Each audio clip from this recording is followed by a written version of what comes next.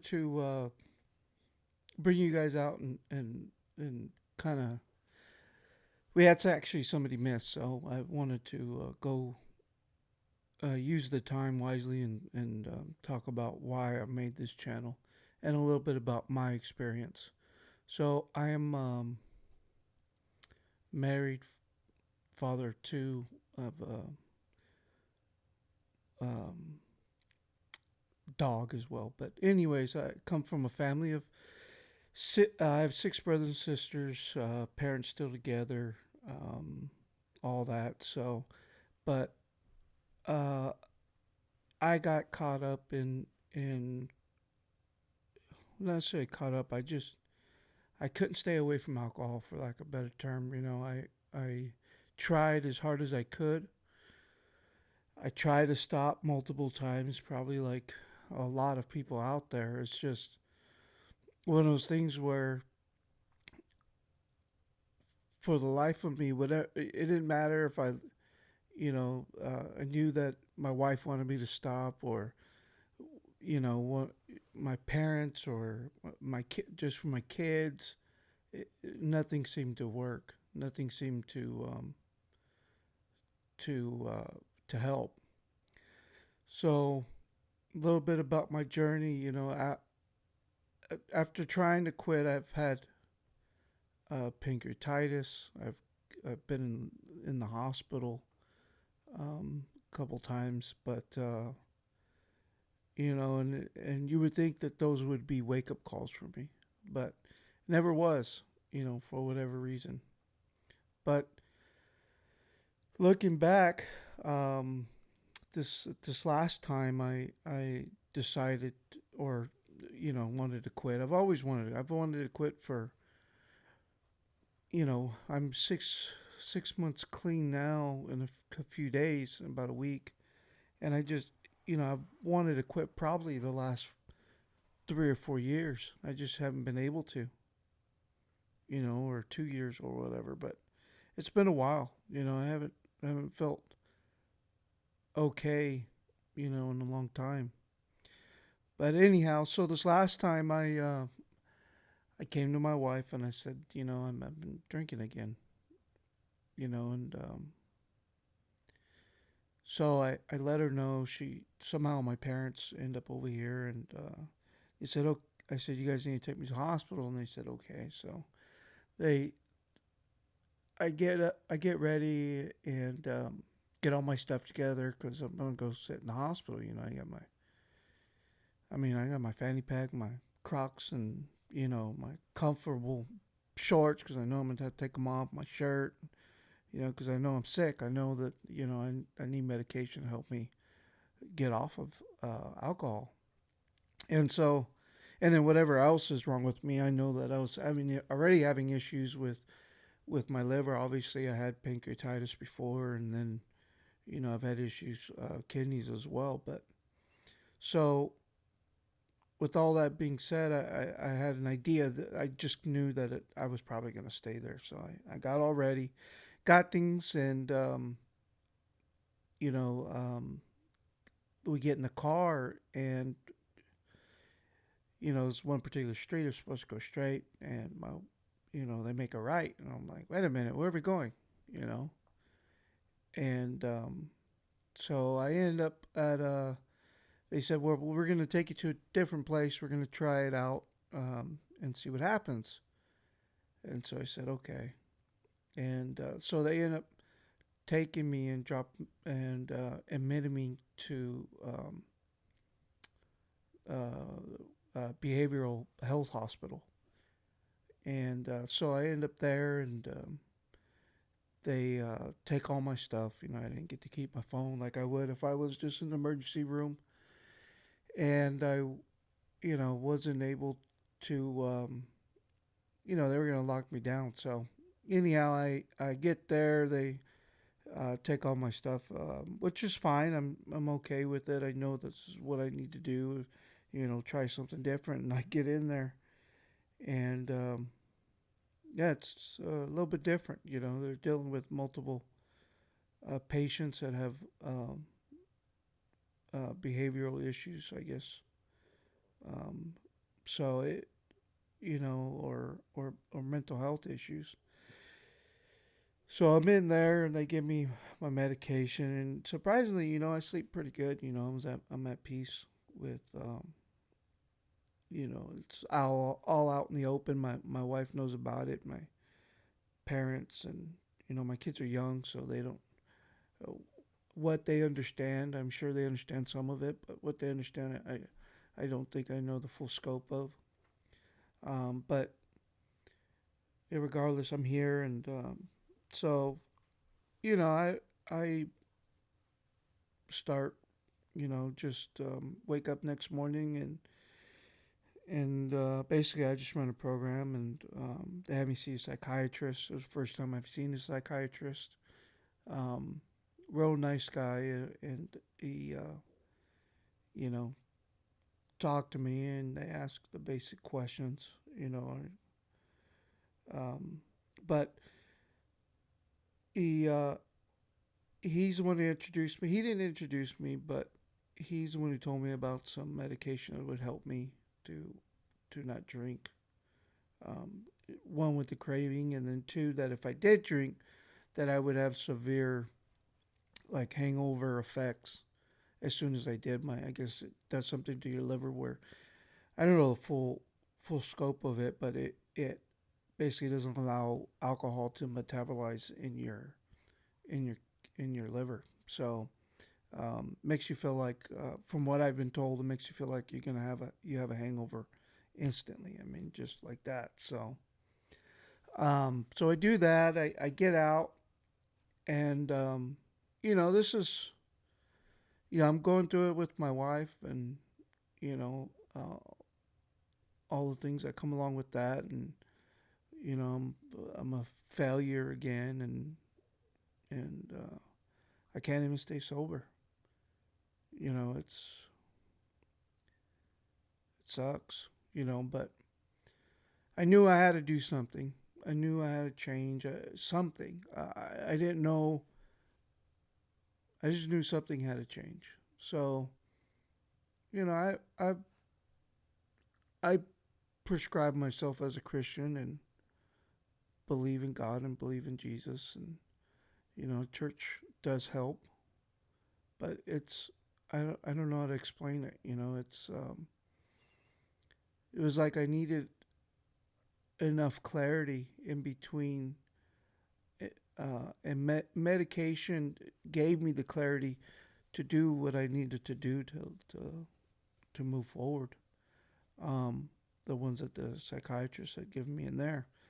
So I get out and I go see my doctor. They said go see a regular doctor for a checkup, and so I do. And the doctor that I see there is actually, I believe she's a nurse practitioner, um, uh, or a physician's assistant. But anyhow, she gets me hooked up with. I go to her and I tell her, look, I was supposed to do this outpatient deal over at, um, or the in basically outpatient over at, the health hospital, and but I can't go. It's during working hours. I gotta get to work. I gotta get back to work. I've already been off. So she, says, well, let me see what I can do. Make some calls, and probably she's a really good, been a really big help along, this whole journey. But she got back to me within a day or two, and had a, psychiatrist clinic and a counseling clinic, uh, get with me, and, got me set up appointments with them. So, anyways, I go see them and start that process. But she was a big help in that. She really got me in there, and got it done right away. So, I'm really thankful for her for that. And then, so I'm seeing a psychiatrist, and they're helping me with, with medication. Explain to them, how I'm feeling. They ask me some questions. Tell them basically the same thing I told them when I was in there, that yeah, I do suffer from anxiety. Although I don't think it's any more than what anybody else has ever felt. I guess the difference was is that I didn't know how to deal with it. Um, I didn't know how to deal with it. It was something that was constantly, nagging at me, and you know, never be good enough, and everything else. But anyhow, so I go to counseling, and I go through their program, and essentially graduate. But it's a lot more to the story than that. It's just, that's basically how I got from there to here now. Um, but a lot of lessons, a lot of tools along the way. I never realized the biggest takeaway for me on this was the mental health aspect of it. Mental health is such a um, it's a bad word, a bad phrase. It's in our society. It's just something that doesn't get talk much about. And then there's a lot of skepticism around it, a lot of doubt, and a lot of stereotypes. For people that have it, the people that know people that have it, the people, what you call those people, and all that, and that, it's too bad, because mental health is such a big. It was what I did different. What I did different was I took care of my mental health. I got the tools I needed to